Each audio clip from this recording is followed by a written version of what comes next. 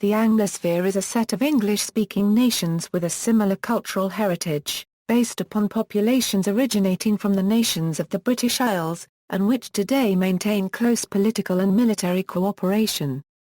While the nations included in different sources vary, the term Anglosphere usually does not include all countries where English is an official language, although the nations that are commonly included were all once part of the British Empire.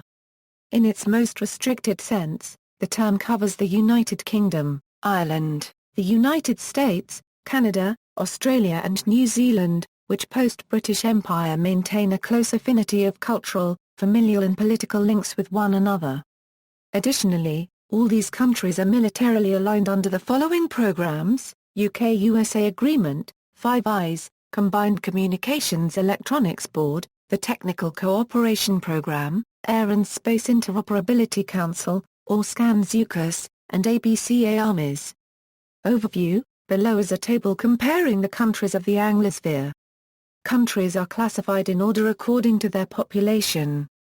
Definitions: the Anglosphere was first coined, but not explicitly defined, by the science fiction writer Neil Stephenson in his book The Diamond Age, published in 1995.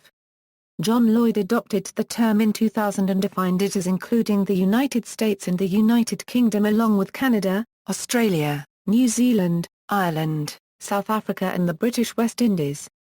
The Merriam-Webster Dictionary defines the Anglosphere as the countries of the world in which the English language and cultural values predominate. The shorter Oxford English Dictionary uses the definition: the group of countries where English is the main native language. Proponents: the American businessman James C. Bennett, a proponent of the idea that there is something special about the cultural and legal traditions of English-speaking nations, writes in his 2004 book The Anglosphere Challenge. The Anglosphere, as a network civilization without a corresponding political form, has necessarily imprecise boundaries. Geographically, the densest nodes of the Anglosphere are found in the United States and the United Kingdom. English-speaking Canada, Australia, New Zealand, Ireland and English-speaking South Africa are also significant populations.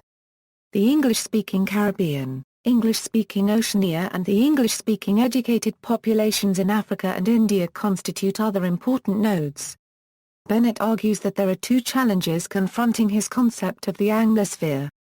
The first is finding ways to cope with rapid technological advancement and the second is the geopolitical challenges created by what he assumes will be an increasing gap between Anglophone prosperity and economic struggles elsewhere. British historian Andrew Roberts claims that the Anglosphere has been central in the First World War, Second World War and Cold War. He goes on to contend that Anglophone unity is necessary for the defeat of Islamism. According to a 2003 profile in The Guardian, historian Robert Conquest favoured a British withdrawal from the European Union in favour of creating a much looser association of English-speaking nations, known as the Anglosphere. New Zealand historian James Belige connected patterns of growth in the industrialisation of the United States and the United Kingdom with former dominions of the British Empire New Zealand, Australia, Canada and South Africa, and more loosely to growth in former UK constituent country Ireland, as well as British allied Argentina, during the 19th and early to mid-20th century, in his book Replenishing the Earth.